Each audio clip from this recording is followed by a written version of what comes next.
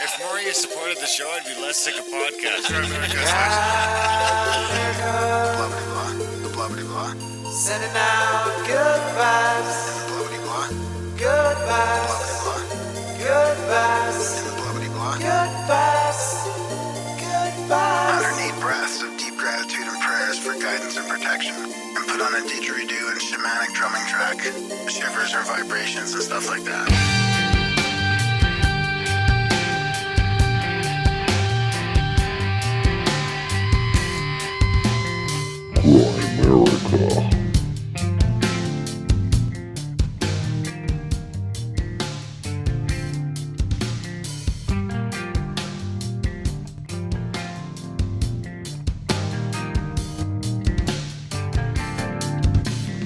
Okay, guys, welcome back to the Grimerica Show. Coming at you January 13th for us, but we're coming at you with Dr. Robert Sungenis, Yeah. talking about good old geocentrism in Grimerica. Not Tychos, he didn't seem as into that, but straight up geocentrism. So, I mean, it's an interesting chat.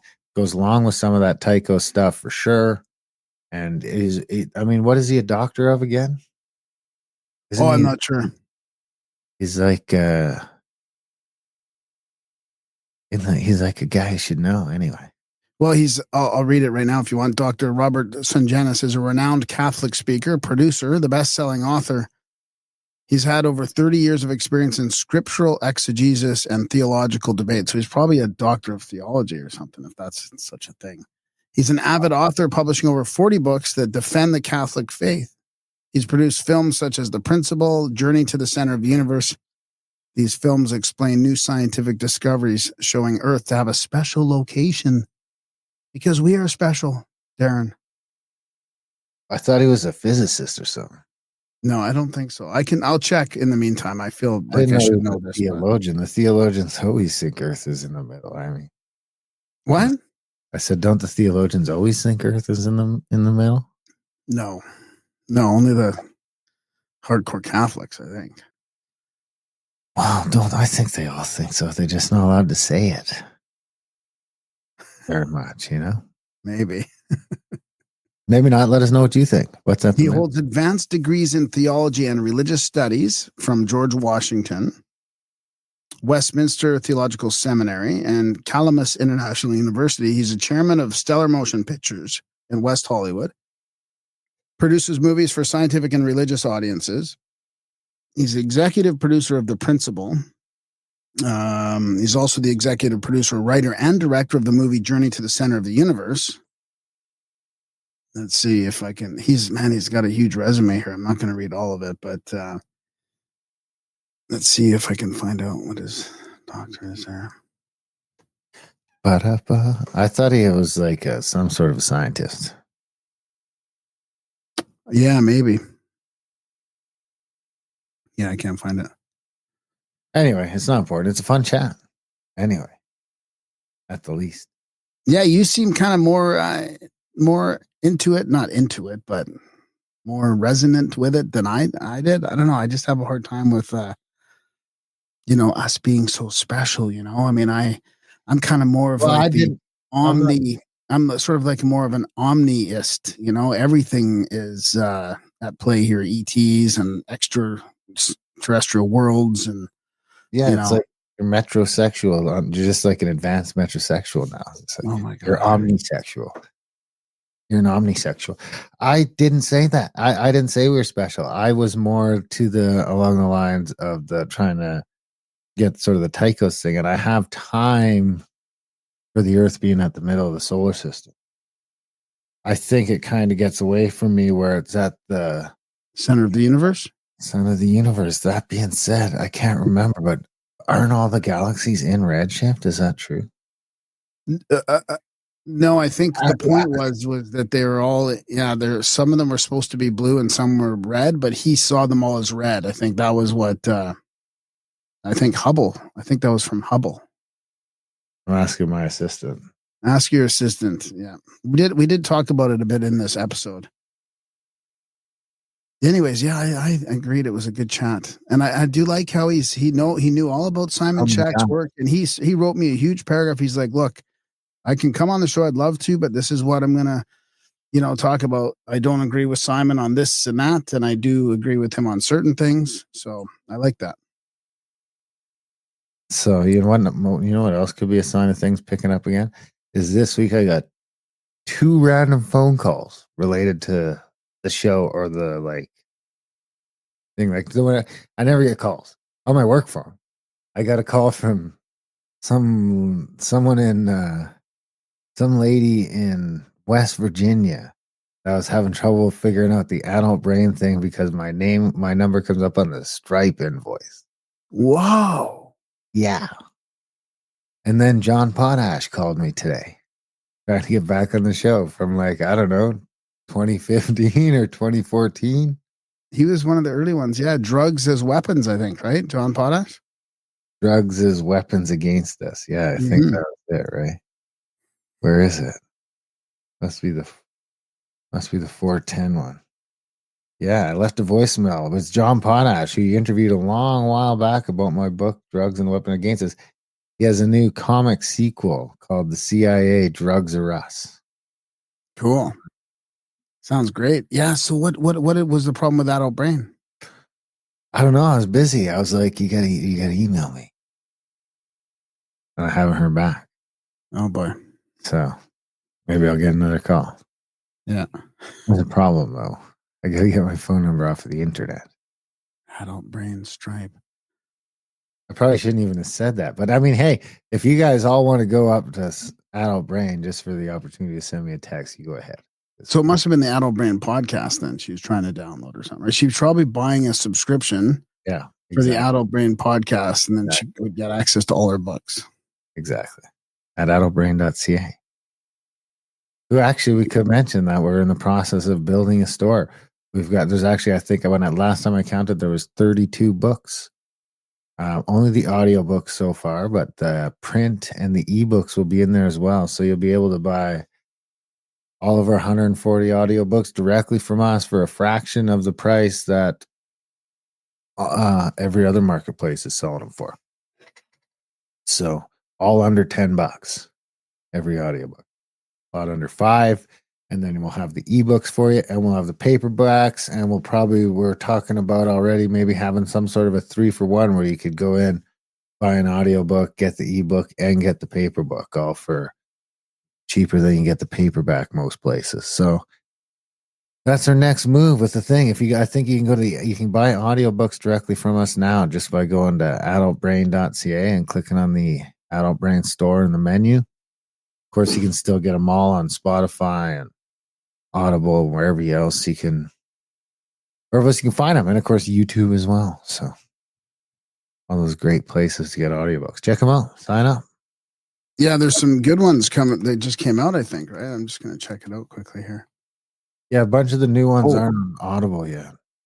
Practical Mysticism and Dweller on Two Planets. All Quiet on the Western Front. That was crazy. That was a crazy story. Yeah, it's good. Yeah. So anyway, I mean, I know a lot of you guys are in your sort of marketplace. You're probably listening to them where you got subscriptions and stuff like that. But for those people, for a long time, people have been complaining about not wanting to get the books in certain places because they don't like the big corporations. So now you can just buy them directly from us. And I promise you, we are not a big corporation. And like I said, then 100% of the sale comes to us.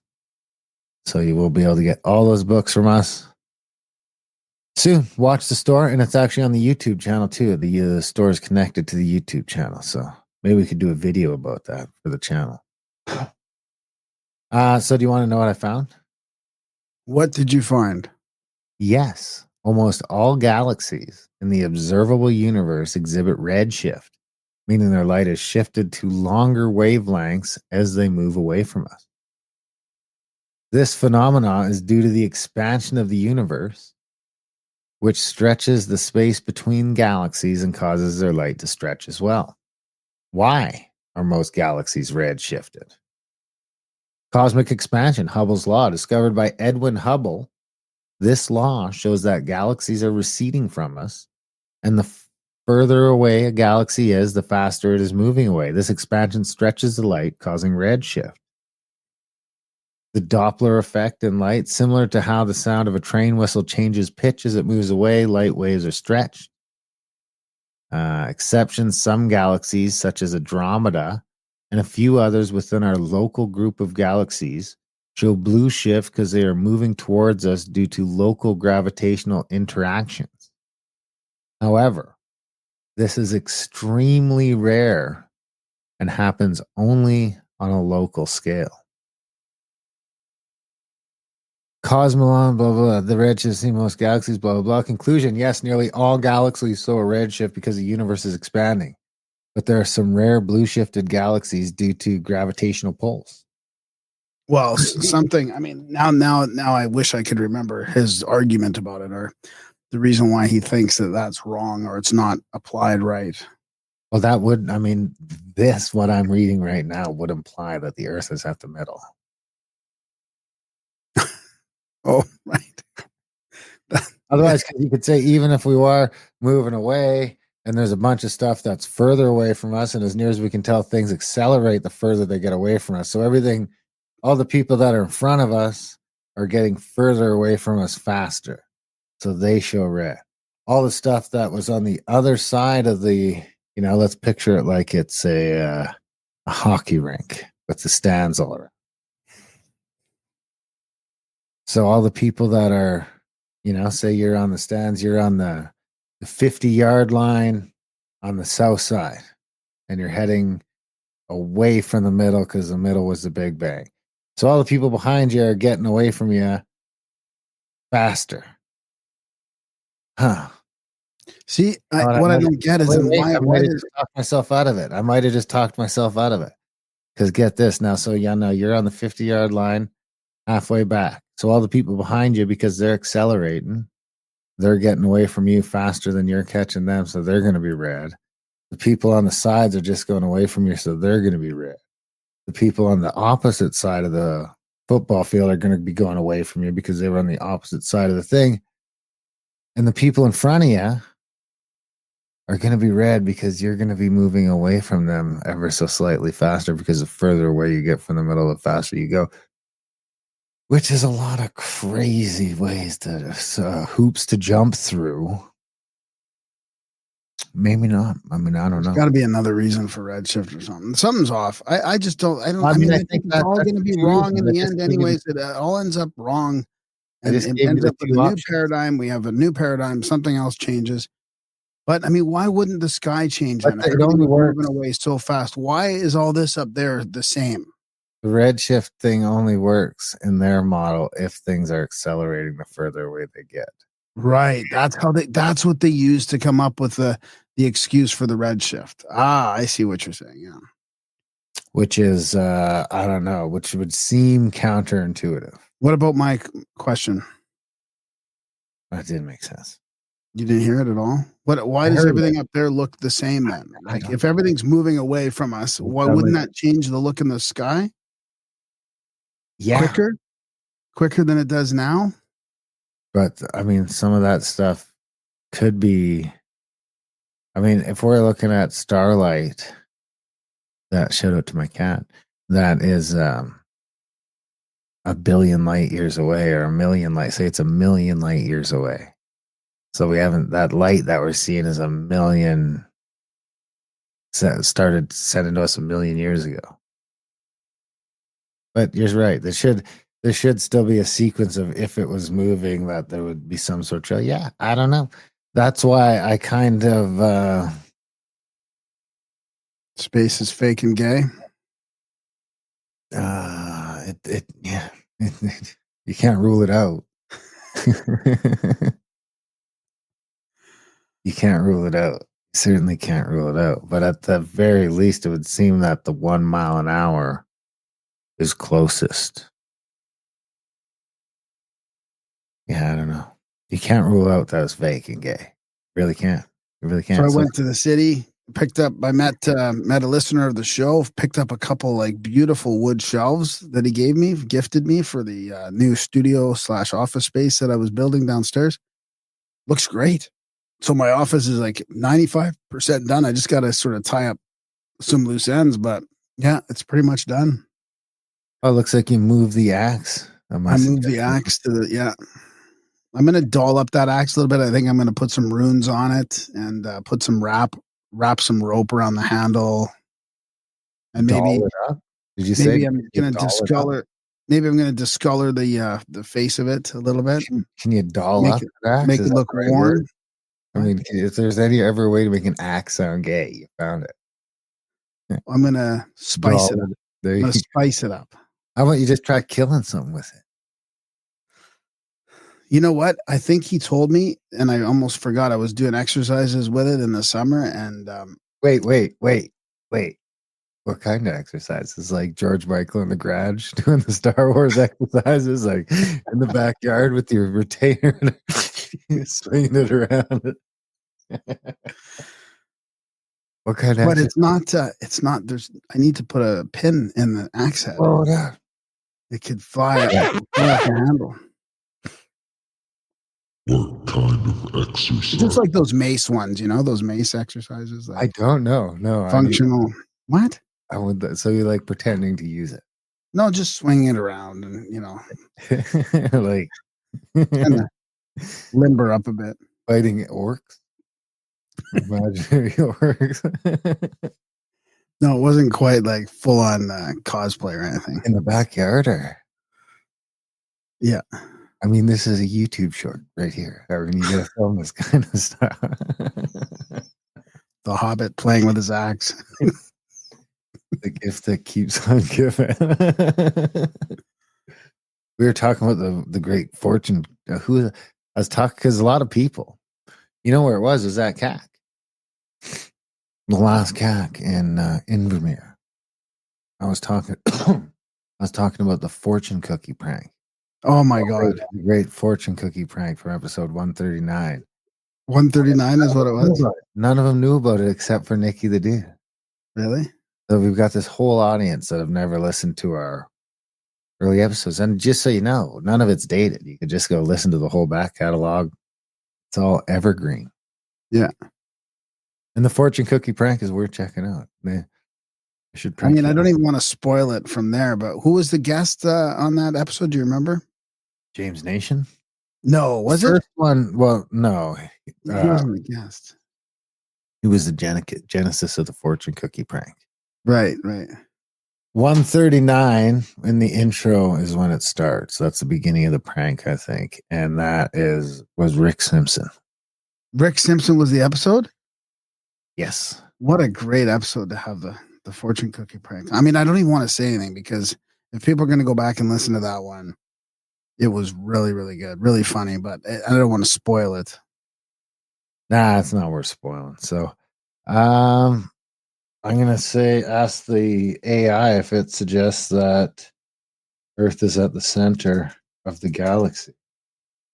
Universe. I'll ask the universe. We'll see what it says. What do you think? It's going to come up with some excuse. It depends on what AI you're using. Okay. ChatGPT. No. 4? No. Yes. 4.0. No, the observation that galaxies are redshift of a moving away from us does not suggest that Earth is at the center of the universe. Instead, it reflects the nature of the universe expansion, which occurs uniformly in all directions, regardless of the observer's location. And that's where they came up with the Big Bang then? Oh, that sounds fucking crazy, though. Yeah, something's off. If it's all expanding, how can something be expanding uniformly from any given point? If it was supposed to have a center at some point. I think It's fucking fake and gay. I mean, maybe it is flat. Wouldn't I owe Dave Weiss an apology then? Yeah.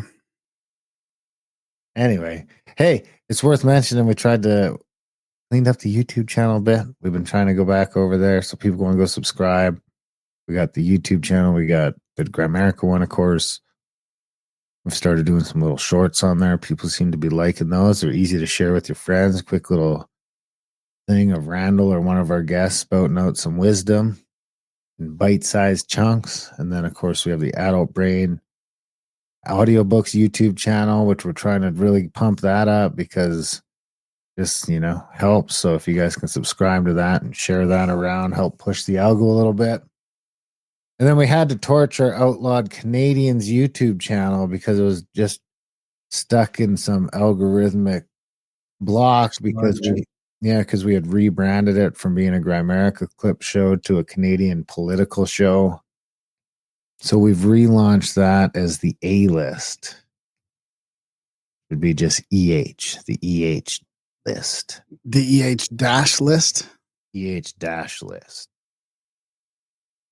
So if people can subscribe to that as well, that's where we'll be doing the roundups and stuff moving forward. So, of course, since we're doing that, so if people can do all that, buy the audiobooks, tell your friends about the audiobooks, come on a trip and support us here.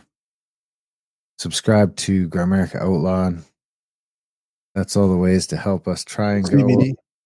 CBD, that's right. I forgot about GrammaricaCBD.com where you can go for all your CBD needs. Tell your friends, anyone that wants that CBD, and there is some 1.5 and 5 milligram THC gummies as well. And check that out at GrammaricaCBD.com. Yeah, we've made some sales there already, and so that's helping us out for sure. Tell us what you like about it, and we'd really like to just, if you're using the gummies or tinctures, that this becomes your kind of like your go-to place. Yeah, we're trying to get this thing off the ground finally. We've built this crazy Grammarica airplane with an adult brain wing and a contact at the cabin wing and a Grammarica fuselage, and we're trying to take off and finally get this thing off the ground and get Darren off of his day job. Hint, hint, hush, hush. Yeah, all that sort of great stuff. We can't do without you guys. And speaking of that, January is always a tough month for us. Things are super slow around Christmas. And, we have we have some big bills that renew right at the beginning of the year. It's probably our most expensive month from a podcast and website because we host everything ourselves. Don't forget it's all self-hosted because of cancellation worries. So that bill, we pay I think it's like $600 Canadian. It's $399 US. That might be 800 Canadian now with all the things. So January is always a tough month for us. Always a tight month for us. And luckily, we had some people come through right when we needed it the most. So we appreciate we got some people to thank. Starting with I can't read how much. Let me search that so I don't get it wrong. You want to say something while I do that? Why don't you give a shout out to who gave you the shells? What was his name? So no, I've got some emails to read. This will be great time to do this. So here's a really strange one that I'm looking at this thing that I got sent, and it's amazing. But this is Mr. Dunlop. Happy 2025, and I hope you and yours are well. And thank you for your open-minded platform. 17 years ago, while working at UNC Chapel Hill at the Stone Center for Black Culture and History, I decoded a Masonic sequence hidden in plain sight on the adjacent UNC bell tower, the central landmark in the state of NC, North Carolina. Yes, sir. On 1/11/11, so 1/11/11, I published my fiction novel, The Savion Sequence. TSS, crafted around this initial discovery, but was well aware this numerical sequence, derived by counting the tower's balusters, finials, and spire, and its associated language, had yet to be fully explored. Over the years, it got away from it until I decided to republish TSS in the summer of 2024. Still, although I updated some info in the 2024 version, I knew I was missing a critical piece to fully explain the motive behind the sequence. This past October, I happened to watch Randall Carlson's Joe Rogan interview and referenced to Malcolm Bendall's work. I went to HowTube and the Strike Foundation sites, studied the PUM, the plasma unification model, and almost immediately recognized the repeating numbers consistent with my own UNC Bell Tower discovery. This is interesting. Another one that's sort of corroborating Bendall's work. Seem to be. Long story short, Malcolm's plasmoid work is literally the missing link to the sequence I uncovered, i.e., the bell tower points to the Great Pyramid, to the sarcophagus, to the Ark of the Covenant, and ultimately to the Great Pyramid as a plasmoid generation device, while incorporating the Great Year, sacred geometry, mathematical constants, key biblical mythical references, and more. In a nutshell, the folks who encoded the UNC bell tower circa 1931 were not only aware of the plasmoid creation process down to its elemental details, but also to the PUM context as well. I'm pretty sure the bell tower plasmoid creation grid will be of interest. I give partial credit to the work of Malcolm and Robert Edward Grant on the grid. Creator speed, and please feel free to reach out if this is of some interest. PNB, Amari. So I mean, I can't really explain the graphic that he sent me, but it's a map of the bell tower. I think it's like a plan view of it or something. But he's got all of these sacred numbers in there. I can share it to you, Darren, to see if share it to me. But it's got, it's so fascinating because it's got all the calculations like 25,920 equals the Great Year, but that in seconds equals 432 minutes or 7.2 hours. That in minutes equals 432 hours. That in hours equals 1080 days. Hydrogen, melting point, all that stuff that Malcolm talks about. He's got the moon radius in here, the diameter of the sun, and all this have these same numbers, right? 1080, 25,920, 144. So it's hard for me to decipher these things because there's so many correlations and numbers that sort of make sense and then repeat. But just to be able to overall sort of summarize it, it's very hard. But so yeah, it's good to hear from these people, and I forwarded that to Jordan Collins because I'm pretty sure he'll like to watch it. And yeah, that's interesting. Okay, so I want to start out with because we got that new patron a while ago. We put the number out. What I didn't realize is that was our buddy James that we met over in the UK on our way to Egypt. Of course, I met up with him again, went out for dinner with him again with everyone when I was over in the UK this summer. And I did notice that he had also sent me a message on Telegram. So I just wanted to read that as he is one of our nobles. Season's greetings. I just signed up on Patreon. I checked my PayPal monthly and it had been stopped as you suggested. That happened a lot. Keep up the good work, James. I swear to God, this is just one of those weird things that, not weird, nefarious is where I go with it, that they just sort of, keep a small percentage of people, they knock off all these PayPal donations. So we never really get to where we could be, just slows everything down. That's right. And of course, I want to give another shout out to our new monthly 777 a month from James Wilsey. Thank you, James. We appreciate it. We couldn't do it without you. Down the list, we will go to Oh no, I cut off his name. Who emailed you today? Brian. Brian. Thank you, Brian, for the 1111. We appreciate it. And next we'll jump over. Here, let me read his note here quickly. Yeah, okay. Also, I just set up a monthly support donation for Grimerica for the Value for Value podcast, which I've been accessing for free for far too long. However, I have been a supporter of Outlawed since its inception. Great work, guys. Sincerely, Brian. Feel free to share this on the pod. And he also said, sent a referral reward on Stripe. I would try your new CBDs, but I work as a commercial truck driver and I'm subject to random drug testing.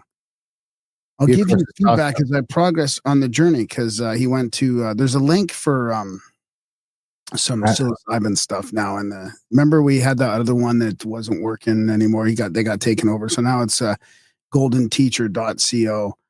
That's in the show notes. What? The exciting thing about this one is that they ship to the U.S. Right. Which the other ones didn't. So most of you guys are in the U.S., it turns out. So you can get it now. And if you're going to get it, make sure you use the link in the show notes because then we get, if we send enough people who'll make us a donation. So that's good. I'll give you feedback as I progress on the journey. Bucket list, contact at the cabin trip, hunting with Darren, Boston Bruins hockey game at your local arena. Cheers. Sincerely, Brian. I would hate to see the Bruins. I hate the Bruins. They're the worst. Ever since they beat up the Canucks in the finals and the refs were on their side, I've always had a bad taste in my mouth about them. When was that? Plus, I was always a Habs fan too. What? When was that? 2010, maybe? 2011, 2010? I remember watching the Rangers beat the Canucks in 94. Yeah, well, I was around for that one too. Okay, now let's jump down the list to Chandra Shell, who said she's got some new t-shirts for us. Chandra's got to be close to being our first lady. Oh, she should be. Got to be close. So, of course, what we're talking about is if you contribute $1,000 Canadian or more, you go from noble. So just by supporting the show, you go from pleb or serf. You want to be a pleb or a serf. It's kind of a loser. To a noble. Very much not a loser. Very cool. In the know-how. We will answer your emails and stuff. And then when you get to 1,000, you become a lord or a lady.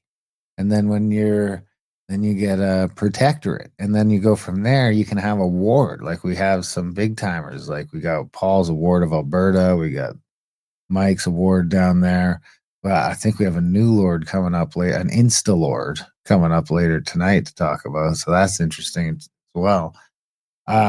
Which we need. I mean, we honestly need it. It's been, we look at it, it's been 11 years in the trenches of trying to make a go of this thing. And, we're finally close. We need you guys to help bring us over the top. So, Darren and Graham sending a small token of my appreciation. Please keep up the great work and look forward to the upcoming trips Grimerica has in the works. Wish you both a happy and prosperous 2025. So thank you, Chandra, for that. And then we have Lord Steve, who used to be the ward of Washington State, but I don't think he is anymore because I believe he moved. But he also, Chandra sent us $100 US, and Steve also sent us $100 US. Wow, that's huge. Thank you. Right in time for the bills. That's right. And then, of course, I went to the P.O. box today, and we had another thing, which was... it was a good trip to the P.O. box. It would be enough to cover the P.O. box for a decade. So, and it's in this nice, like almost, I don't know if it's not quite calligraphy, but it is a nice, see? Yeah. A nice handwritten note, which is nice. Oh. So, Darren and Graham, I hope y'all are well. Here's a little value for value to show my appreciation for your clutch work. To be specific, this is for your outlawed roundups, my personal favorites. What a thing to get when we were, like getting discouraged on the roundups not too long ago. Yeah. This is my personal favorites as well as the most critical work that you do, in my humble opinion. Y'all fill the void in Canadian media deconstruction, bringing awareness and clarity to issues involving society, education, business, politics, and policy. Frankly, nobody else is doing this, especially with such a fun, earnest, and critical thinking type approach. Now, this, of course, is what content you could get over at GramericaOutlaw.ca, or also at the A-List, This is exactly what we do on the A-List. It's a Canadian media deconstruction. We usually do it on. We usually stream it on Wednesdays. Usually stream it on Wednesdays. Especially with such a fun, earnest. Frankly, nobody else is doing this, especially with such a fun, earnest, and critical thinking type approach. You balance each other out well, showing great strength, leadership, and a whole lot of heart.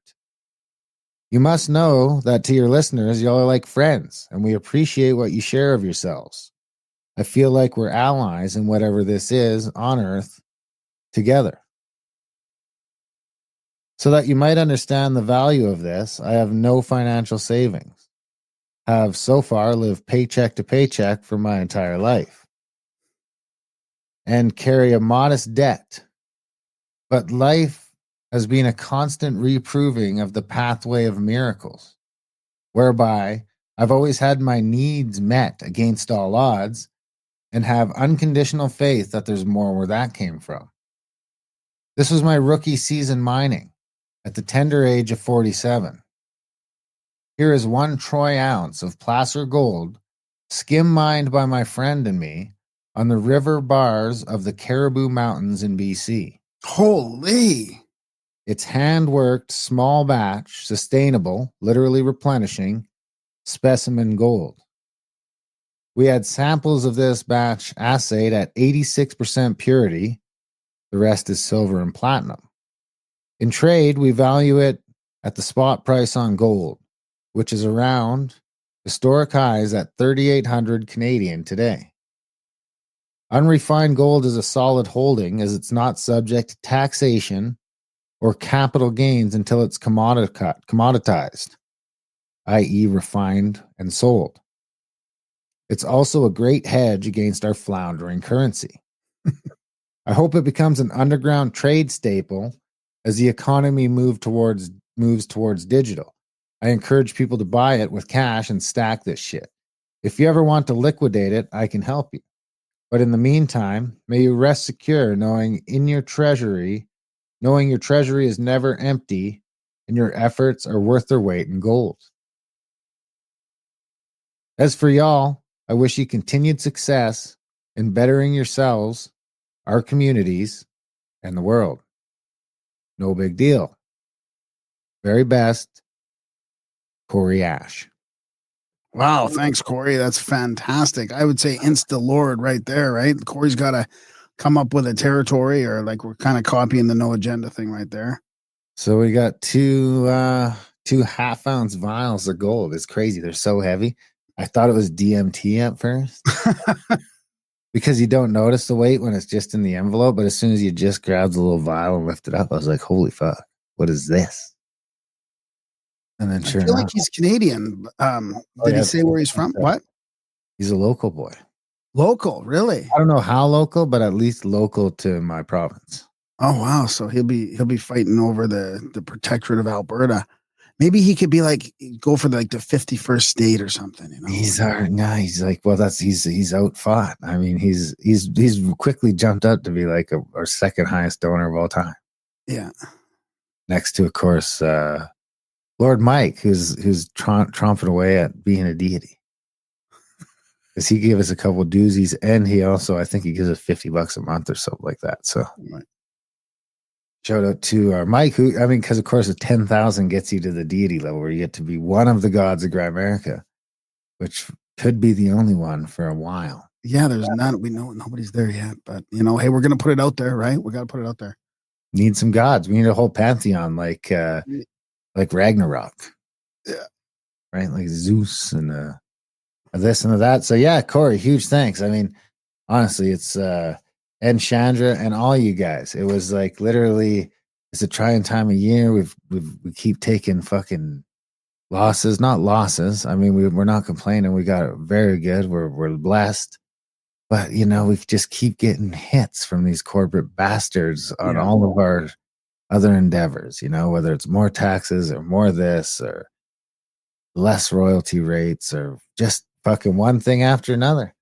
And, then you have a week like this and it makes it all worthwhile. And we have some great listeners that we appreciate you guys for stepping up. So Thank you guys. If, of course, you guys want to do that, head over to grimerica.ca/support today. Sign up for a monthly or make a one-time donation and become one of our nobles or more and have a great time. Of course, the other thing we got to mention is our trip to Azores is quickly selling out. There's only 5 or 6 spots left for that. So that's at contact@thecabin.com. Click on the Azores one. There's about 18 or 19 spots left for the Bonneville tour coming up with Randall Carlson in May. And of course, talking about hunting, someone was talking about hunting. You could knock both those things off your list. I've got hunts on the contact in the cabin page. Technically, they're not on there, but they're in the show notes. There's a couple different hunts you can go on if you want to go hunting with me next fall, mostly goose and duck hunting. So check that out, guys. America CBD, of course. We already did the bio. Anything else? No, I think that's it. Yeah, that's been good. Yeah, have a good week. I'm kind of excited to settle down now. Part of the rentals are kind of like finished to the point where now, we've been able to move stuff around the house, and now I'm settled into my little office here. So I'll be working my ass off every day. There you have it, guys. So we love you. Enjoy the chat with Dr. Robert Sungenis.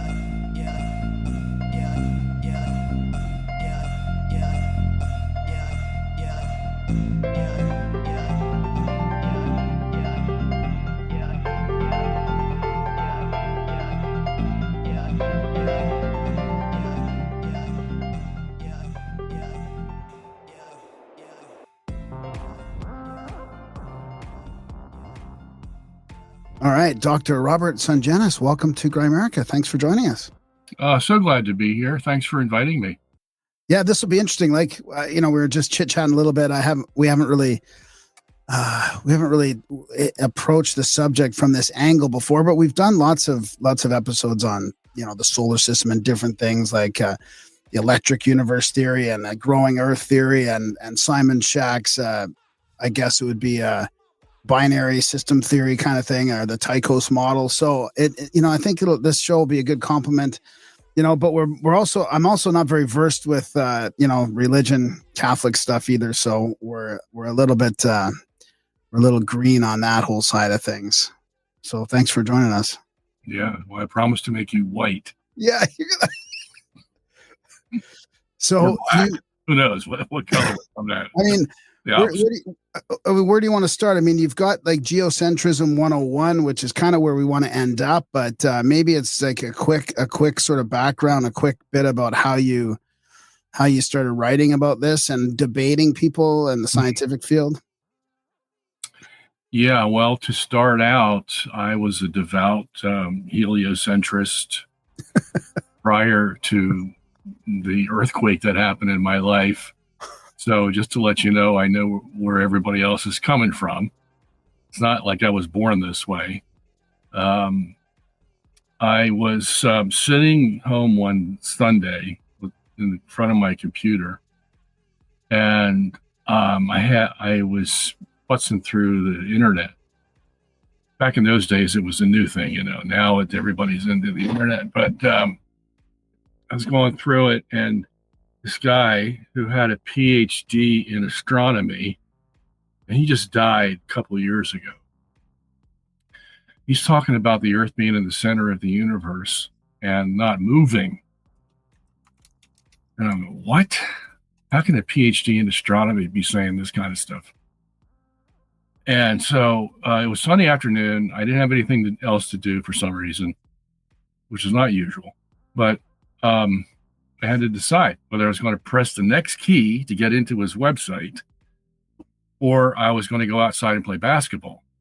And I probably should have gone outside to play basketball, but I did press the key, got in there, read it for about 15, 20 minutes, and the guy knew what he was talking about. I could tell because I know the physics, and he knows the physics, and the physics allows it to be viable, a viable scientific theory.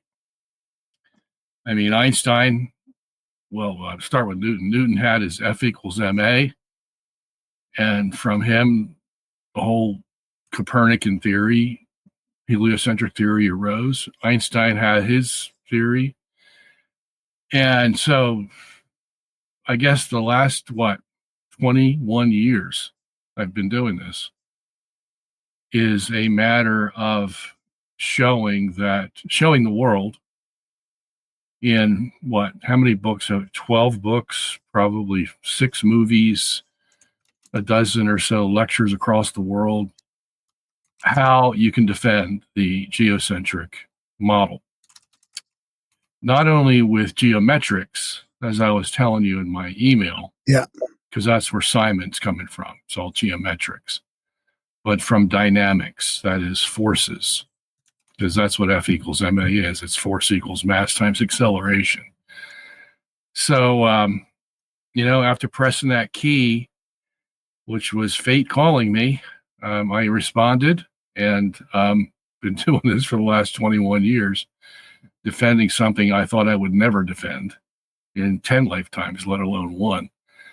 And so here I am. Now, if you want me to give a sort of a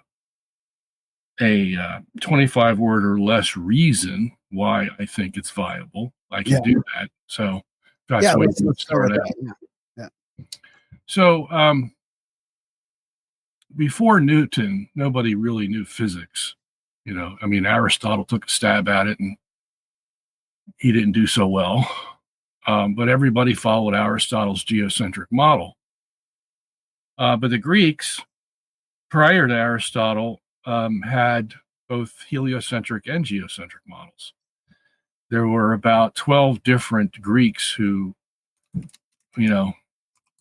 entered into this arena, and they all had slightly different models, but they were divided. But Aristotle ruled the day, basically, because he was the chief philosopher. Well, they didn't find his works in Western scholarship until like the 12th century AD. So he was an unknown until then. So, and that's where Thomas Aquinas picked up on Aristotle at that time, made his whole philosophy centered around Aristotle. But the Indians were heavy into this whole thing. Aryabhata in the 5th century AD, and those that followed him, they had about a good dozen models as well, heliocentric and geocentric. Okay. And then you have Copernicus, of course, you had Galileo, you had Kepler, you had Foscarini, all kinds, Nicholas of Cusa, Giordano Bruno, Rheticus, who was Copernicus's friend. They all had, models that were basically heliocentric, but there were variations to them. The reason why you have so many models is because it's easy to make a geocentric model. All you have to have is pencil and paper. And if you can make the geometry work, and, so that what we see in the sky matches what's on your paper, it's acceptable. Question is that the true system? Okay. So that's where Newton comes along, because he's the first guy to put things in motion in an equation. Nobody had equations before. Perhaps the closest was Galileo when he rolled a ball down a slide, but he didn't even know how to measure, the Leaning Tower of Pisa balls. He just knew that they both went the same speed. He couldn't put it in an equation for you. So Newton was the first one to put in an equation, and he came up with this equation, the probably most famous equation in the world, and still is today, F equals ma. Force equals mass times acceleration. So when you put that in cosmological terms, what that means is if the Earth is a certain mass, which would be the m of ma, and you have F on the other side of the equation being the gravity of the sun pulling on the Earth, then the A of ma has to be a certain acceleration in order to escape from being pulled in the sun. Okay, very simple. If A is too big, then the Earth is going to go out into outer space. If A is too small, then it's going to fall into the sun anyway. So it has to be just right, which is what, about 20 miles per second, they figured out. So that model seemed to work pretty well. I mean, the sun is bigger. It has 99% of the mass of the solar system. Earth's tiny. Even Jupiter's tiny compared to the sun. So if there's any place that holds the weight, you might say, it's the sun. So, and if you believe that mass causes gravity, well, then the sun's going to pull all these objects in there unless something can take them away. Okay? And the only thing that we know that could take them away is a revolution that's fast enough around the sun. So it seemed like a perfect model. You know, I mean, for the first time, somebody put an equation to motion. I mean, that was stupendous. I mean, if you had to put an equation to Aristotle's understanding of motion, it would be F equals mv. F equals mass times velocity. Yeah, I was going to ask you about the acceleration part, because that seems to suggest that something's moving faster and faster as it goes instead of just a static speed. Exactly. Yeah. Well, the Earth is going the same speed. It's just going around in a circle, and whenever you have a circle, you have acceleration. So the centrifugal forces are offsetting the gravity of the sun, then, sort of? Here's the thing: Newton doesn't have any centrifugal forces. Okay, they're all fictitious according to Newton's equation, because F equals ma doesn't say F equals ma plus centrifugal plus Coriolis plus Euler. It just says F equals ma. Okay, so then that begs the question as to, well, where do these centrifugal, what we call inertial forces, how do they come into the whole scheme of things? Well, in Newton, like I said, in Newton's scheme, they don't exist. That's why they're called fictitious. They're just what we call as results of, or what you call artifacts of motion. That's all they are in Newton's system. They're not real in the sense that it's a real force. They're just what you see as the result of other things moving. Okay, which is going to come back to haunt them later on. Okay, and the reason for that is because in a geocentric system where the universe is rotating around a fixed Earth, you're going to have the inertial forces, centrifugal, Coriolis, and Euler, but they're going to be real forces. So we can tell where they come from. And those real forces are going to force all the celestial bodies to go with the universe as it rotates around the fixed Earth, so that we see them all go around the sky every day. Okay, because you would have to ask, well, if the Earth is still, what's making those things move? Well, there's real forces making them move. That's generated by a rotating universe. Okay, and that's where Einstein came in. And basically, what Einstein said about Newton was, here's the thing with Newton. He only dealt with the solar system, okay, and made the universe inert. Had no force on the solar system. It was absolute because he wanted to make it infinite, and he made it absolute and couldn't move. And why? Because if you're going to say F equals ma, and if the acceleration of the body is too great, then it's going to go off in a straight line. But in order to have a straight line movement, the background has to be fixed. It can't move. Because if the background is moving at the same time the object is moving, well, then the object's not going to move in a straight line. Okay. And that's where you get into Einstein's curved space. Newton didn't have any curved space. He had absolute space. Everything was straight, like even Descartes. What do they call that? Cartesian system. Can measure because it was all straight. But if it's a geodesic, if it's curved, it's going to be hard to measure that thing. You see, so that's where the relativity comes in. But anyway, Einstein said that Newton's mistake was that he limited his laboratory to the solar system. And you can't do that in science. You just can't arbitrarily have a metaphysical idea that the universe doesn't move, because you don't know that. Okay? It could be that the Earth is fixed and the universe is rotating around it. So you can't make an arbitrary decision before you come into your experiment and say, well, here's what we're going to assume first. Okay? And Mach picked that out first, Ernst Mach, before Einstein. And then Einstein said, yeah, he's right. And then there was a whole slew of physicists who came along and say, yeah, Newton can't assume that as a fact. But if you assume it as a fact, then yes, the Earth has to go around the sun. No questions about it. You have no options. And that's because in the solar system alone, the sun has 99% of the mass. And that's it, period, end of story. Let's move on. Talk about, when we're going to go swimming. Because there's no argument after that. So once you say that the universe can move, and it has to move on a daily basis, because we see them go around. We see the stars go around in 24 hours. Okay, now we're in a whole different realm.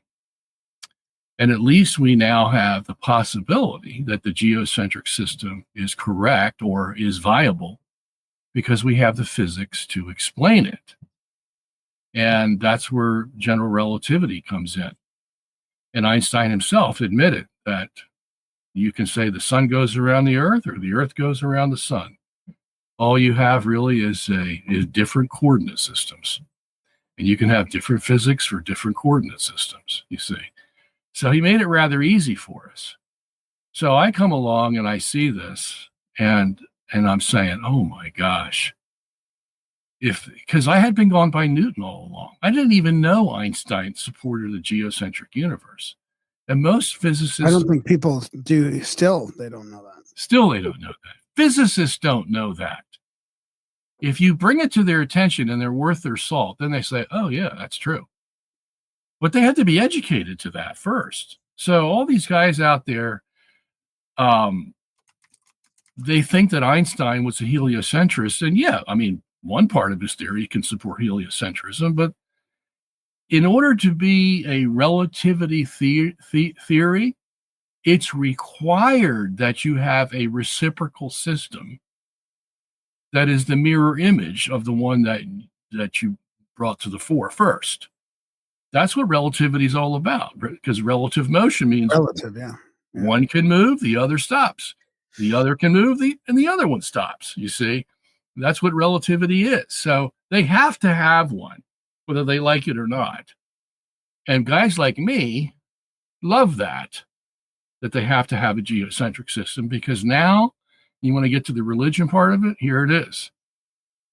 Because as a Catholic, I believe that the church is guided by God to give us true doctrine. Whether it's about Jesus or the saints, the Pope, the church, whatever it is, they give us true doctrine so that we can live by faith and proper morals. We have to have some source. Catholic Church says it's the main source, because what it says is infallible. It's without error, because God wouldn't give us error to live by. Otherwise, he couldn't judge us if we didn't have the truth. And we believe that God is with the church all the time, not just some of the time, guiding her into truth. So when Galileo came on the scene and said, Scripture is wrong, or at least your interpretation of Scripture is wrong, because you think the scripture says that the earth doesn't move and that the sun is the one going around. Well, he contested that, and the church said, no, you're wrong. We've believed this for 1,600 years. And you're not going to come along, especially without proof, and say, no, we've got it wrong for 1,600 years. Sorry, Galileo, you can become the Pope. That just wasn't going to happen, of course. But the church didn't have proof either. All she knew was Galileo's arguments were, they just weren't arguments the way he was proposing them. And so they were stalemated in that sense. But the church said, look, this is what we believe. We're going to continue to believe it unless you can prove us otherwise. And he couldn't. Now, the one that they thought could prove otherwise was Isaac Newton, because he's the guy, as I just said, used the solar system alone and an equation and showed, the earth would have to go around the sun. So everybody was like, oh, wow, here it is. Here's the answer. And so, that was the darkest time for the church, because she had nobody in her corner saying, well, Newton, you're not so hot either, because that didn't come until 200 years later when Ernst Mach came on the scene. So you can imagine what the church was feeling like. We had no proof to go against Isaac Newton, the great Isaac Newton. Immanuel Kant said he was the greatest scientist ever to come along. And Immanuel Kant was the greatest philosopher ever to come along. So it was like two peas in a pod, So that's basically the story. If you want to get some more details, you can ask me questions. But Yeah. I got lots of questions. Darren, do you want to go first, or?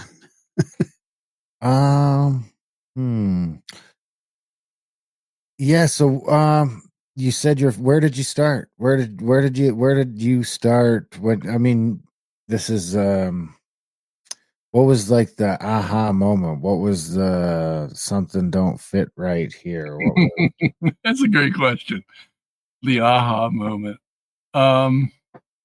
I guess it started when I went into the so-called proofs of heliocentric system, like stellar parallax, stellar aberration, the Foucault pendulum, star streaming. Those are the four biggies that they used after Newton to try to prove Newton's case. And then when I saw the geocentric answer to those that nobody had ever shown me or had I ever seen in a textbook, physics, science textbook, never, ever did I see it. And here I saw it and I go, aha, wow. So the very proofs they were using are now discredited, all of them. Especially stellar parallax. That's an easy one, because all they show you is the Earth going around the sun and thus creating a different angle to the star they're looking at. But you could do the same thing with the sun going around the Earth. See, because the sun moves with the stars and it's going to create the same angle that you would get in the heliocentric system. So it's just a matter of which one you prefer. But they can be answered, you see. Isn't there some problems with the Mars lunar synchronic cycle as well? Like how Kepler averaged that out instead of going with the standard one. That's the stuff Simon was talking about on here. How they just took that and averaged it out. Well, you would get the same problem in the geocentric system. You see, because there's a lot of anomalies out there with the planets. They don't move in exactly elliptical orbits like Kepler told us. These things are. When you consider that so they took away Pluto. We can't have that as a planet anymore. And they're all having gravitational attraction on one another, and they're all in different places at different times in different centuries. You're going to get some things that are going to happen that you just weren't prepared for, because the most they can do with the computer is like 3 things in motion. And even that's hard. When you try to put 4, 5, 6 things in motion to see how they all affect one another, it is impossible. They can't do it. So they come up with these things that they see, whether it's Mars, Saturn. Saturn's got big problems out there. Okay. And I mean, for like a few days, it looks like it's not moving. It's like, where's that coming from? And but we would have the same problems in the geocentric system. So we don't claim that we've answered all the questions. We've just answered the big question. Well, maybe since Wait, we're still on, maybe since we wait. talked about Simon's, do you want to mention some of the things that you like, some of the stuff that you and Simon sort of agree on, and then some of the stuff that you don't? Maybe some of the reasons why you think Simon's model isn't correct. Yeah, I have to be honest. I don't think Simon's model is correct.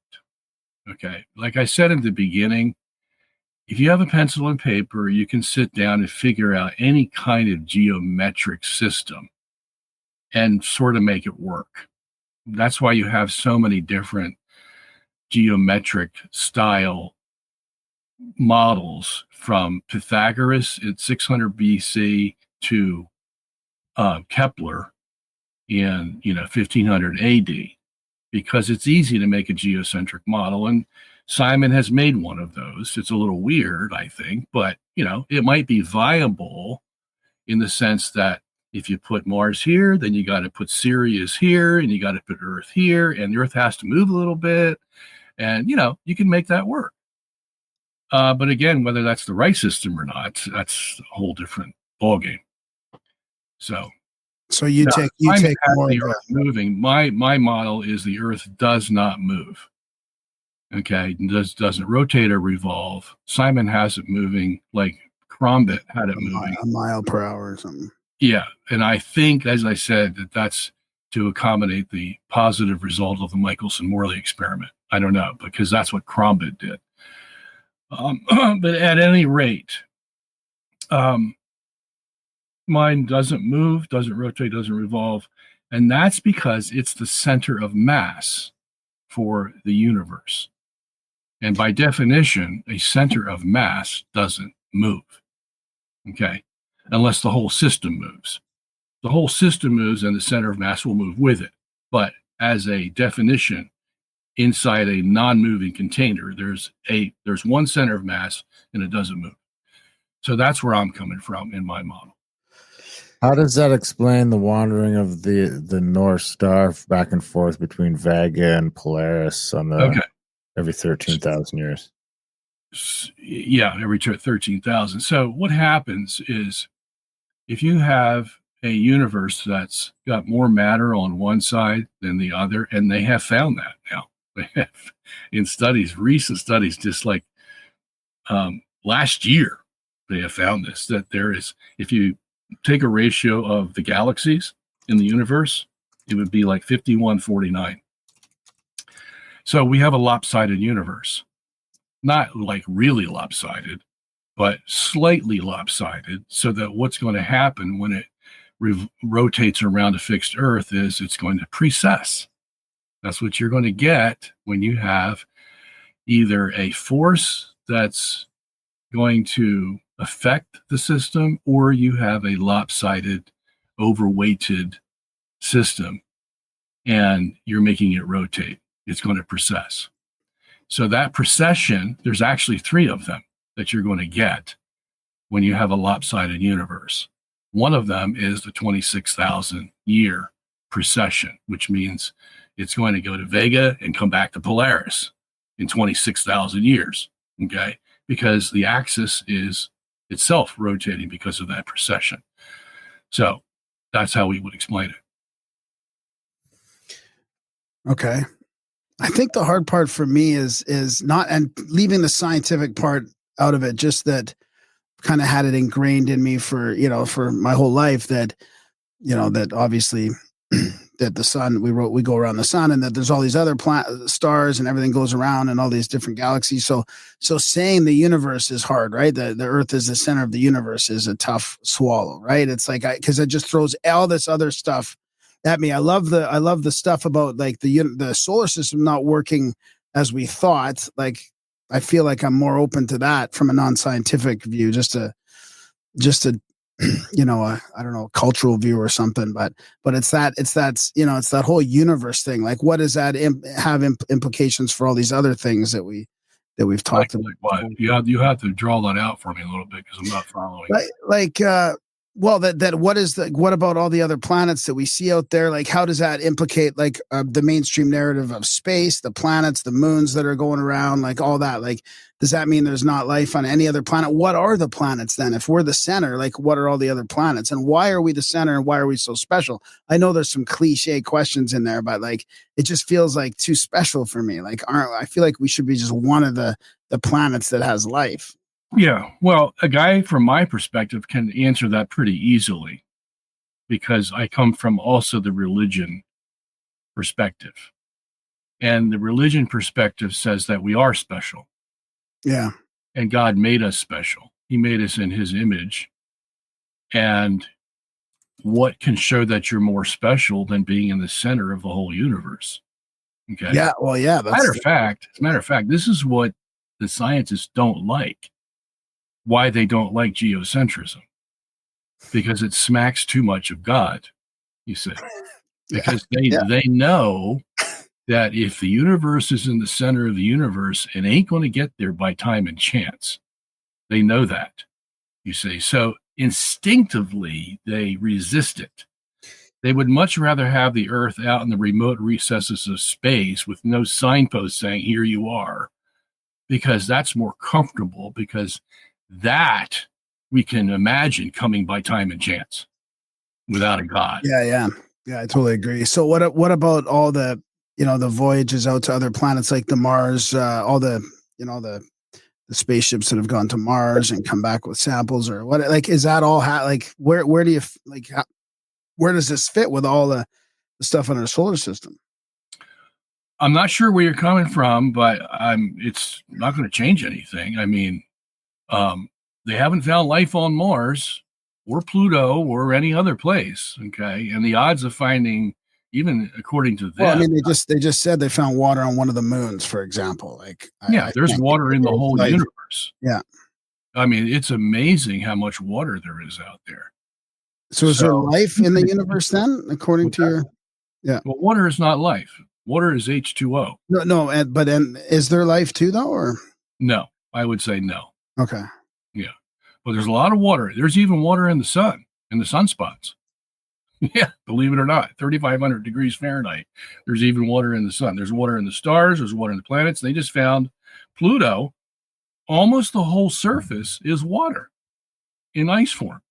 Pluto has mountains made of ice, and they have volcanoes that flow out water. Okay.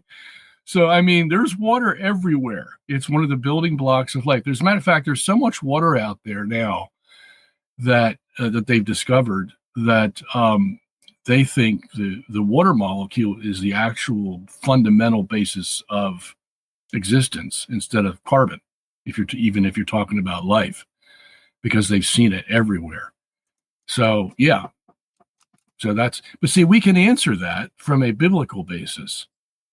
Because it says in the beginning, in Genesis chapter 1, in the beginning, God created the heavens and the earth was formless and void, and darkness was upon the face of the deep. Now, there you have it. You have the earth created first, covered by the deep, and that's a Hebrew word for water. Okay? And it's a lot of water. You got this big ball of ice that envelops this little tiny sea, the earth, and that's where the whole water comes from for the universe. That's what we understand it. And that ice has to be melted, which is melted by the light, because it says, and God said, let there be light, and there was light. And there's your heat to melt the ice. And once that heat melts the ice, then the pressure's taken off, and that thing just explodes out and makes a universe, basically. And that's why water is out in the universe. So, we have an explanation for that. I was going to mention too, when you said that that's what the scientists have a problem with, there's also another kind of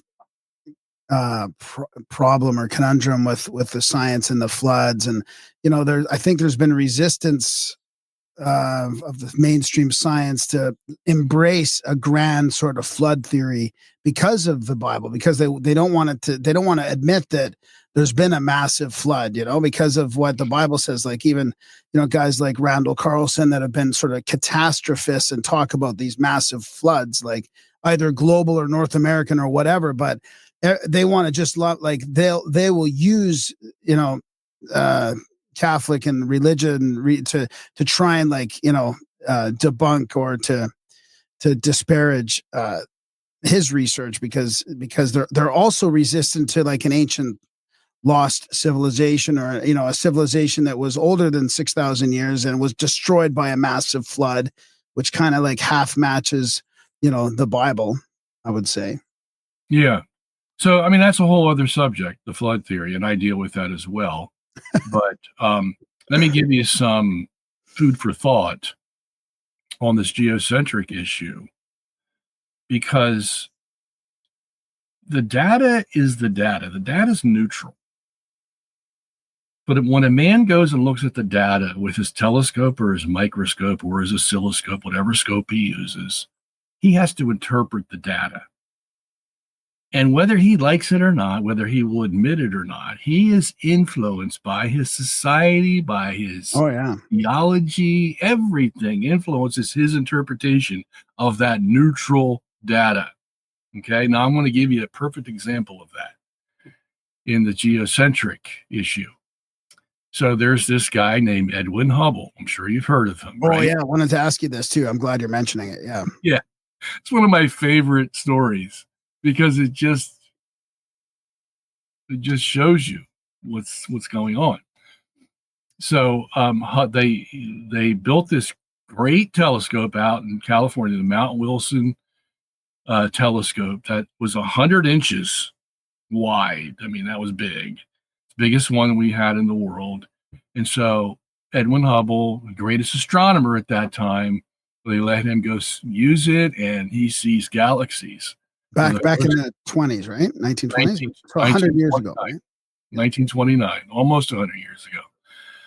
And he sees galaxies for the first time in human history.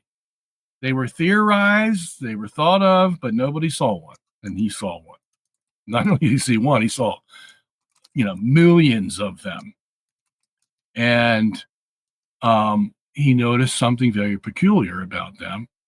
And that was that, except for a few, and we can explain why just a few, because the Andromeda galaxy wouldn't fit in there because it's too close to us. Too close, yeah.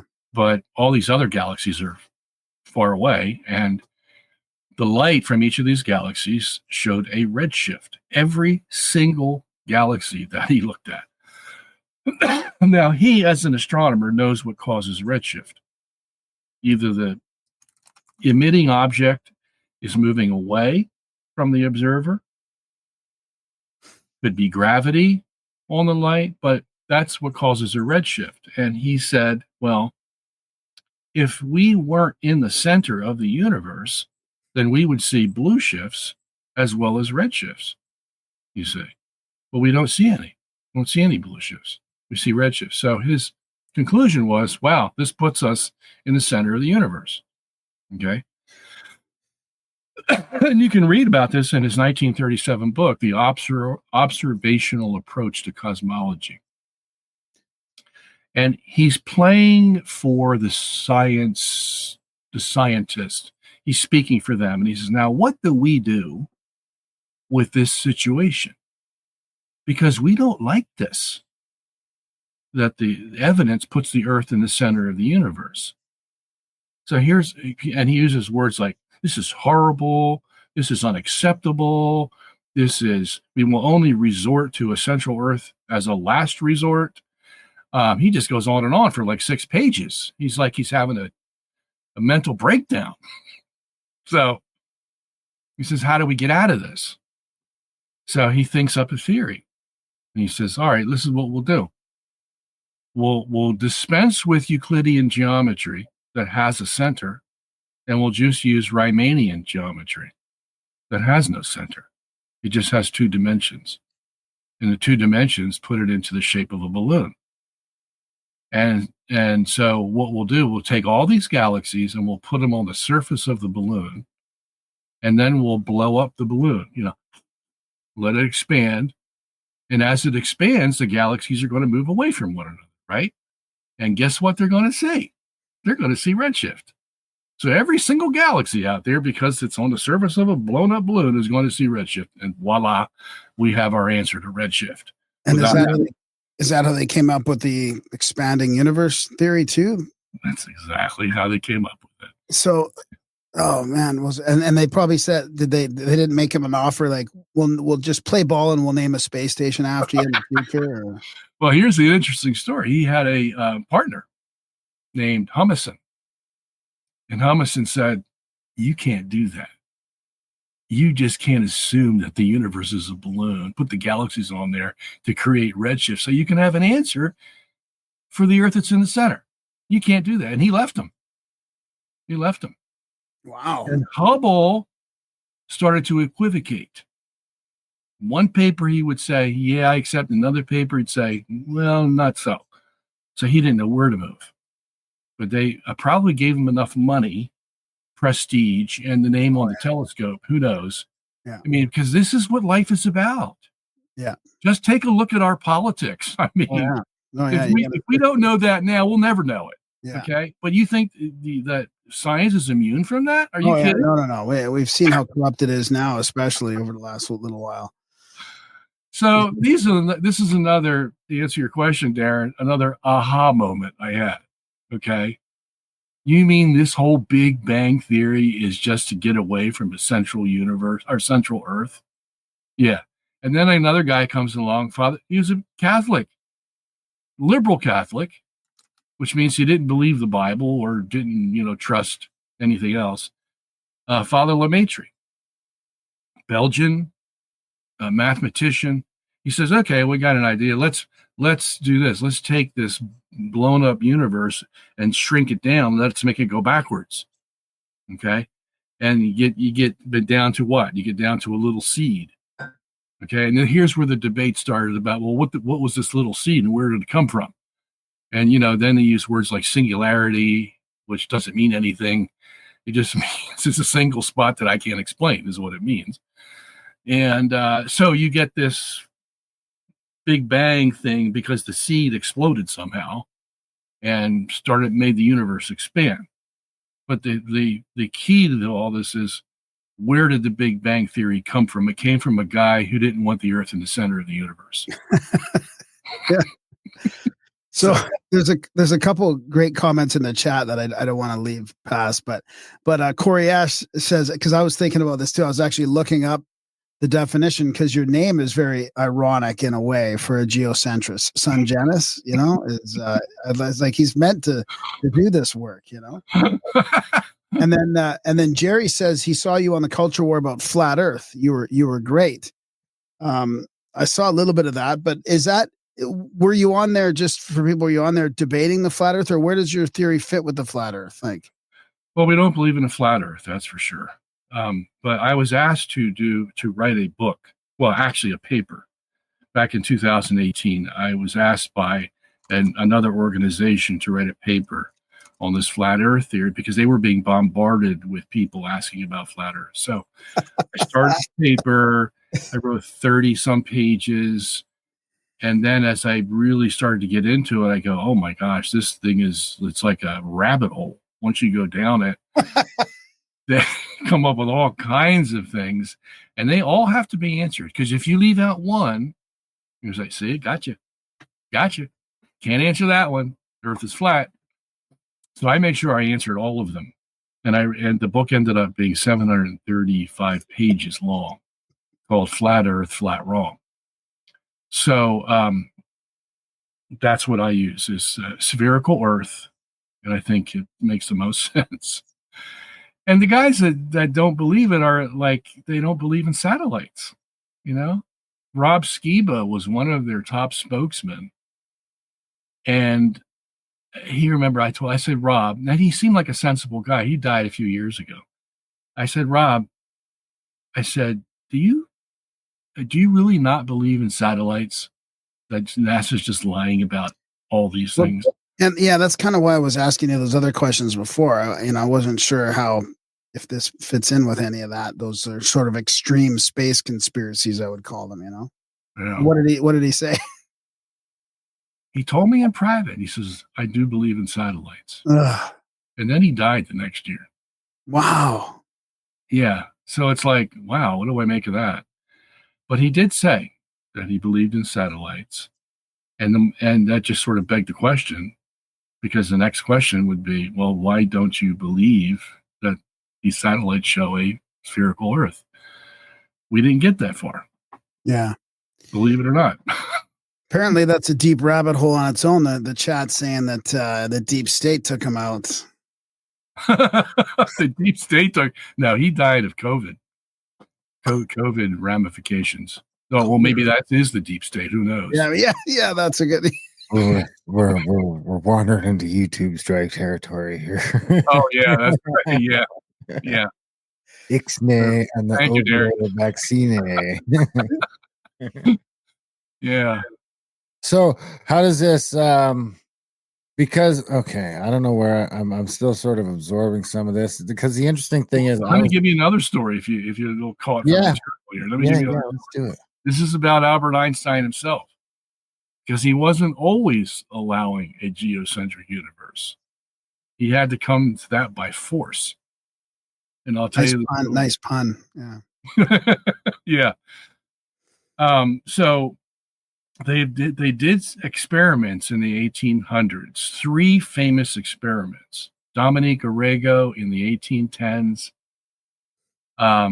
George Bedell Airy in 1871, and Michelson Morley in 1887 and 1897. And each of those experiments showed that the Earth could be fixed in the universe and not moving. Okay. They were all experiments based on light, how light moves. And after the 1887 Michelson Morley experiment, these guys were scratching their, how are we going to answer this experiment? We've got to have some way to explain it. Otherwise, we're all going to be kissing the feet of the Pope for condemning Galileo's heliocentric universe. Okay. Because if the Earth isn't moving, that means there ain't no Big Bang. There ain't no, a lot of things. And they didn't like that. So I guess technically there could be a Big Bang. We would just be at the center of it.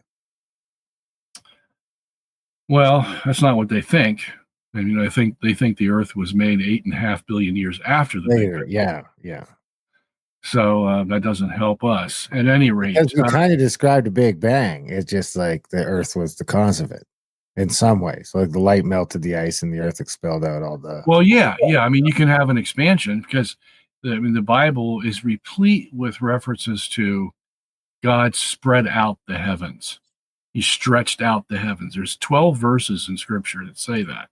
So it must be an important topic, because you have to figure, if you make the Earth first, well, how are you going to get to this gargantuan universe? Well, something's got to move, right? So that's what happens. But anyway, getting back to the Einstein thing. So they're scratching their heads. 25 years later, Einstein comes up with an idea. Here's how we'll do it. We'll make the speed of light constant. And according to the way this experiment works, that means the Earth has to move. Now, that was a postulate. He didn't prove that the speed of light was constant. That was just something he had to assume in order to get out of this conundrum that the Earth wasn't moving. So he had 2 choices. Either the speed of light's constant or the Earth is constant. That is, it doesn't move. Which one do you think he's going to choose? Okay. Well, that hasn't really aged well either as a theory, has it? I mean, because aren't they kind of going, nothing can go faster than the speed of light, but then stuff's going faster than the speed of light. Yeah, I mean, it becomes a big joke, okay, that nobody wants to admit the emperor doesn't have clothes on, okay? How long is it going to take them to come to that point? And this is exactly what happened when 10 years later, Einstein says, oh my gosh, the special theory of relativity, which says the speed of light isn't constant, isn't working, because light is affected by gravity. Fast or slow, it's affected by gravity and inertial forces. and the universe is filled with gravity. So how are we going to have a special theory of relativity work in the real universe that has forces all over the place? And so he had to come up with another theory to accommodate that or to answer that problem. And he came up with this thing called the general relativity theory in 1915, exactly 10 years after he invented the special relativity to try to keep the Earth moving. And the general relativity says this. The general relativity says speed of light is not constant. It can go any speed. It can go any speed because of how it is affected by forces like gravity. Okay. The other thing is Einstein got rid of the ether in the special relativity. That was the medium everybody thought the light was traveling through. Why did he get rid of the ether? Well, because if you get rid of the ether, that means light doesn't have any obstacle to go through. It just goes through empty space, and therefore it's going to have a constant speed. Oh, well, that makes sense. But he just did a hand wave and got the ether out. He didn't prove that that space didn't have ether. He just said we got to get rid of the ether. And somebody says, well, you can't do that. Well, yes, I can. Or would you like the Earth to be fixed in the center and go kiss the feet of the Pope? Tell me which one you would like, because I can make either one of them work. So anyway, the general theory and the general theory also allows material objects to go any speed. Okay, not just light, material objects. You and me, my bookcase back there, can go faster than light. Why? Well, because general relativity must have a reciprocal answer to the heliocentric system. But the geocentric system, which is the reciprocal answer, says that the universe is rotating way beyond the speed of light. Otherwise, it wouldn't be able to complete its revolution in 24 hours. Okay, so he has to allow light and material objects to go faster than light in the general theory. Okay, so do you hear anybody talking about that today? No. There's a contradiction between special relativity and general relativity. No, it's just seamless. It's just seamless according to them. You see? So then the speed of light would just accelerate the further you get from the Earth. exactly, because you're going to have more inertial forces in a rotating universe the farther you are from the Earth. The more inertial force, the more the light's going to be affected. So the light speed is going to be way higher out there at the rim of the universe than it is here. Here, the terrestrial speed of light would be 300,000 kilometers per second. And even around Mars or Jupiter, it would be, because there's hardly any inertial forces out there. But when you get way out there to the limits of the universe, you're talking about tremendous inertial forces out there. Interesting. Like I say, I have come around to I've become a geocentrist as of late. So I'm not as far off as I would have been, maybe say 5 or 10 years ago. Now, I even went to the brink of flat Earth and back, and then I couldn't do it. I started Somebody's watching out for you, Darren. Yeah, I started going through all the flat Earth stuff, and I was like, nah, this ain't resonating with me. But I got to say, the Simon Shack stuff really did, especially with the mile, and because the mile does seem to have this sacred connection with all of the, throughout history. I mean, England's still using the mile, for fuck's sakes. They're like the most metric place in the world, and they're still using this mile for some reason. SNL did a skit on that, of discovering America, and they were deciding whether they were going to use the imperial system or the metric system. And they just made a real funny skit of it. I saw it last Saturday. It was just amazing.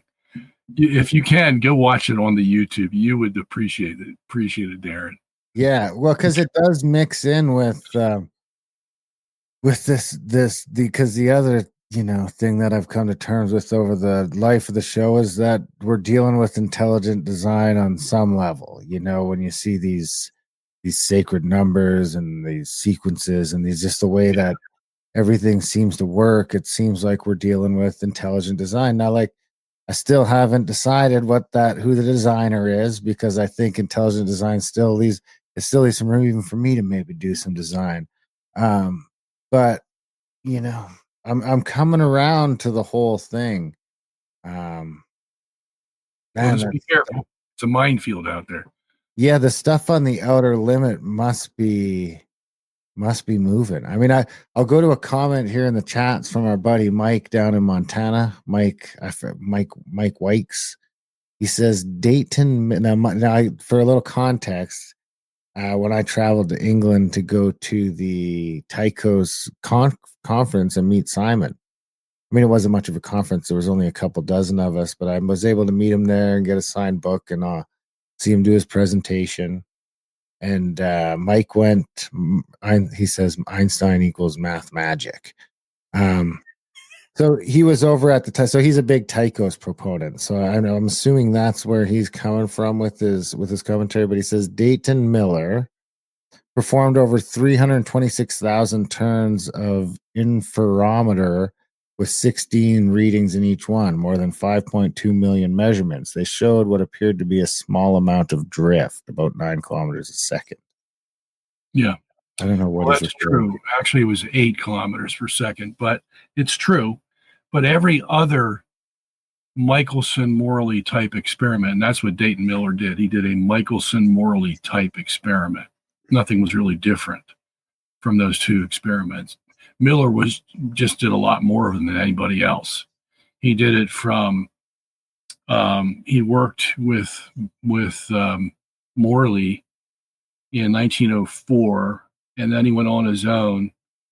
And from 1908, I think it was, till 1924 or so, Dayton Miller did all these experiments. He was convinced that Einstein was wrong in saying that there wasn't any ether, because he kept coming up with a positive result. But all the other Michelson type experiments, and there were 11 others, because there were 12 people who had done these experiments from 1881 to 1930. Joos, Joos, was the last one in 1930 to do it. But you had Kennedy Thorndike, you had all kinds of people doing this. And they all tried to twist it a little bit to make sure everything was just right. Maybe that's why we're not showing the Earth going around the sun. So they tried to tweak it, and but they all had a positive result. And so Einstein, on that count alone, would have been wrong for saying there was no ether, because they knew they all had a positive result, but it was too small. It was too small for the Earth to be going around the sun at 20 miles per second. Okay. They could only get like 1/10 of what they needed for Earth revolving around the sun. And so they were all puzzled about this positive result. And so was Dayton Miller. Okay. But he kept finding a positive result. So that's what we get from him. Positive result. Now, here's the interesting thing. In 1925, Michelson, same guy that was in 1887. So let me do this. Let me stop trying to measure the Earth going around the sun. Let me try to measure the rotation, okay, of the Earth, and see what I come up with. And I'll use the same experimental apparatus that I used in 1887, because it's interferometry. You're measuring the effect of the environment on light waves.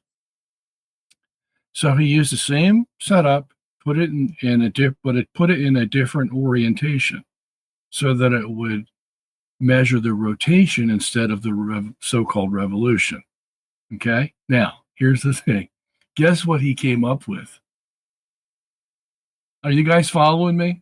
Yeah. I can't guess it though. Guess what he came up with? Almost 100% of ether in his experiment on rotation. In other words, there was enough ether that he could say without a doubt that something's rotating against something else. Okay. Now, he assumed that it was the Earth rotating against space. Now, Michelson-Morley, the one that tried to find a evidence that the Earth was going around the sun, not rotating, couldn't hardly come up with anything. They came up with Dayton Miller's highest was 8 kilometers per second, but they needed 30 kilometers per second. And nobody could get even close to that. But Michelson did one experiment to show rotation. He comes up with a 98.6% positive. Okay. So what does that tell you? That tell you that there's a rotation, but there ain't no revolution. Huh. If you just accept the experimental empirical evidence, that's what it tells you. But see, the heliocentrists can't have that because they need a revolution and a rotation. And if they don't have that in the empirical evidence, then their theory is falsified. Another reason why they got rid of the ether? They tried, but they weren't successful.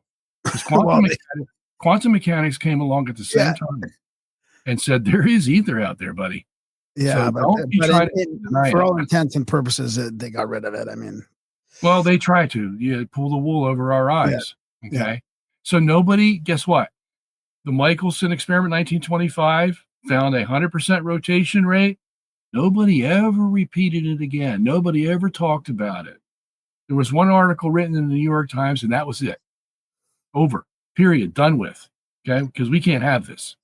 Okay. So this is another indication of the human mind behind the interpretation. Now, the geocentrics can explain this. Why? Because the geocentrics doesn't need a revolution of the Earth around the sun, obviously. But the rotation, they can explain by the universe going around a fixed Earth. Problem solved. End of story. The interesting thing about 9 kilometers a second is that would have been 12,960 kilometers an hour, which would have been half of a great year. Yeah, that's right. But see, it's not horseshoes we're playing. This is you can't be close. You have to be exact. What so before we start to wrap up, what so does, I guess that puts, because there does seem to be all these sacred sort of numbers, these building blocks, these patterns, and I guess from your point of view, then that sort of stuff would just be coming from that because it's divine. Yeah, I mean, I think we've seen by looking through our telescopes and microscopes enough that the constants that we have are truly constant and can't be anything else. Well, there's about 20 of them that if they're off by just a smidgen, we don't have any life, And so that can only give evidence for a creator, because only a creator who has an infinite mind can put all that together and make it work. I certainly can't do it. Nobody else can. So, I mean, here we are. how long ago was that? I mean, do we have time to just touch on the age of the Earth without going into a whole other episode? We can show by using science itself that the age of the Earth is no more than 7,000 years. Now, I can prove it to you.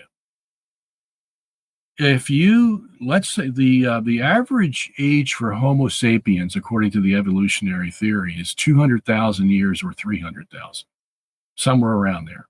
Okay. So let's say you start with 2 people in the year 300,000. We'll just take that as the figure. And then you watch the population grow. Now, in population growth, they have a thing called the T factor. The T factor could be like 50 on the average, or could be as low as 30 in some instances, but it's around 50, 60, 70. Okay. What that means is every 50 years, the population doubles. Okay. Or every 60 years, the population doubles. So let's say you give them 100 years for the population to double, and you start at 300,000, the year 300,000 BC, with just 2 people. And this includes sickness, death, anything that can happen. The T value includes all of that. So it's all been thought out before. Okay. So cataclysms and all that kind of stuff. Everything. You put it all in there in the mix, and usually come out with 50 years as the doubling of the population. But we're going to give them 100. Okay. Guess what happens? by the year 293,000, you have 2 trillion people on the earth. Okay. And we're using their rules. The t-value is their rule. Okay. It's 2 trillion people in 7,000 years. Okay. If that's the case, well, then can you imagine what's going to happen in 200,000 BC? How many we're going to have? And if that's the case, where are all the bones? We don't find them underground like that. We find here and there. What about some of the? Yeah, I mean that's interesting. The human part, but what about the physical stonework that we see that seems to be older than 7,000 years? Well, because they're making assumptions. Yeah, They don't want to do dating of these 7,000. things. I can tell you that. That's why, for example, they won't do carbon-14 tests on Tyrannosaurus Rex bones that have soft tissue. Why? They won't do it because they know it's not going to be 70 million years. Carbon-14 doesn't even go out that far anyway, but they know they're going to get around 20,000, 10,000. That's what the results show if you do the carbon-14 test. So they're already fixed on. Oh, did you ever read that story by Mary Schweitzer, who found the T-Rex soft tissue because they broke the bone accidentally, and they found soft tissue, blood vessels, blood cells, collagen, okay, inside the dinosaur bone that's supposed to be 70 million years old. And she took it back to her, I think it was University of Colorado. His name was Jack Horner, her boss. And he said, well, what do you got here? She goes, well, it looks like we have soft tissue and it's organic. And, I can verify all this. And he goes, you know what his next words were? Show me that it's not. Yeah. Yeah. Interesting. Wow. Yeah. So is the rest of the timeline kind of fit from present to 7,000 years ago? Because that kind of scrunches everything up in some ways, or changes for the big bangers, it does scrunch it up. Yeah. Okay. But see, they want time. Time is their little crutch. Yeah. Give it enough time, and these monkeys will spit out Macbeth from Shakespeare. Just give it enough time, you see. And that's how they live. Time and chance. Darren, got anything on that? No, I mean it's some stuff to get. I'm gonna have to read some of your books now. I think where can people find those books? You can go to journeytothecenteroftheuniverse.com. Are any of them available on audio? What's that? Are any of them available on audio? Audio. Let me think. Do we have anything on? It looks like you have MP3s on your website. I don't know if those are. Yeah, we do. We have MP3s. Some of them are science. Most of them are theology and Bible stuff. So, yeah. But just search the website. You'll find something. I would suggest, if you're just starting out on this road, Geocentrism 101 is probably the premier book to go to. And then we also made a movie. I don't know if you guys know about this. In 2014, called The Principle. Okay. This was a theatrical release. I was the executive producer. Cool. And we had some of the top scientists in the world in that movie. Okay, like, let me see, who would you know? Michio Kaku. You know Michio Kaku? Yeah. He was in our movie. Max Tegmark was in our movie. George Ellis was in our movie. Few other names you might be familiar with. And guess who was our narrator? Our narrator was Kate Mulgrew, who was Captain Janeway on Star Trek, on the Star Trek show. Cool. 1995. Yeah. So, and she's got a great voice. So that's called The Principle. And it covers a lot of what I covered here, only in an hour and a half, because it was a theatrical release. How can people get that? Go to the same website. It'll be right there, called The Principle. Yeah. All right. Awesome. Great. Okay. Yeah, this has been great. Robert, we appreciate you coming on the show. You mentioned the website. Do you have any social media or anything like that where people can track you down or follow your work? Oh, gosh. I'm very rarely on Facebook. I try to stay off of it. because it's just a time sucker, you know. Oh, I yeah. just can't afford it. But I do have a Facebook page. You know, yeah, that's all I can tell you. You know. Okay. Okay. All right. Great. We'll put a link to that in the show notes. Thanks. My pleasure. Thank yeah, you. It's been great. All right. Come back anytime. Okay. You have to do the inviting. I can't invite myself. So Okay. No problem. take care. As the first one to ever call me on that. Big thanks to Dr. Robert Sungenis, Sungenis, I think. Yeah. Sungenis for coming on the show. Big thanks for you guys for listening, for tuning in live and asking some great questions. I mean, Mike had some more, but I didn't want to keep going with it. So It's funny. Mike was here. I'm glad he showed up. Mike Wikes. Yeah, good to see him in the chat. So big thanks to Robert for coming on the show. Big thanks to you guys for listening. Even bigger thanks if you're one of our nobles. People have to choose to support us and keep us on the air over at grimerica.ca/support. We don't get any money from YouTube or anyone else. So you got to just support us yourself at grimerica.ca/support. If we're the kind of content you want to see more of on the internet, you can also head over to grimericaoutlawed.ca. Check out our other podcast over there. Head over to contact@thecavern.com for the trips. And adultbrain.ca for the audiobooks. And of course, Grimerica CBD for our new CBD products, which is great. I mean, you got to check them out. Check it all out. All that stuff also supports us. But the best way is head over to grimerica.ca/support and start with that, even if it's just a couple bucks a month. So there you have it, guys. We love you. Thanks for listening. And we will see you next week.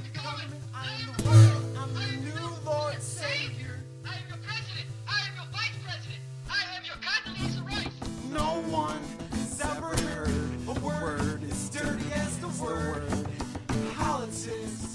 Rhetoric written in some self-proclaimed prophecy. Imaginary lines twisted and tangled with a handshake with a signature and some policy papers behind enemy lines. Tension builds, a cell phone rings, a bomb drops in a city street sea of iPod noise.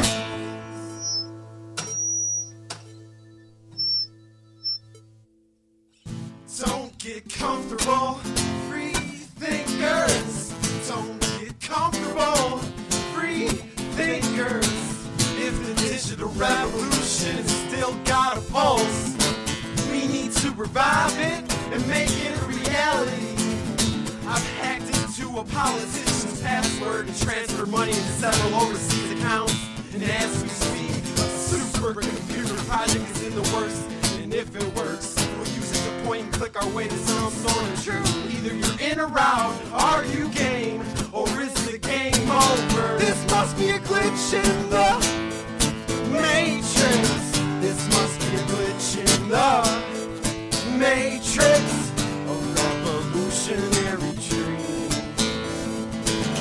It's me versus the machines. Go! Watch out for them laser beams. Climb to the top of the pyramid scheme. Capitol Hill's getting steeper and steeper. Meanwhile, the deck gets deeper and deeper. Don't get comfortable, free thinkers. Cause it's gonna take more than hand-and-eye coordination on your PlayStation. It's gonna take mind elevation. There must be a glitch in the Matrix. There must be a glitch in the Matrix. A revolutionary dream. It's me versus the machines. Go! Breaking from my routine, I dive into my computer screen. Swimming in a sea of zeros and ones. Trying to put together two and two, but I keep getting blind. Trying to weed through all the lines from the bad guys in the suits and the neckties. Help me find the oracle. She has the answer. There must be a glitch in the Matrix. There must be a glitch in the Matrix. A revolutionary dream. Rage against the machine.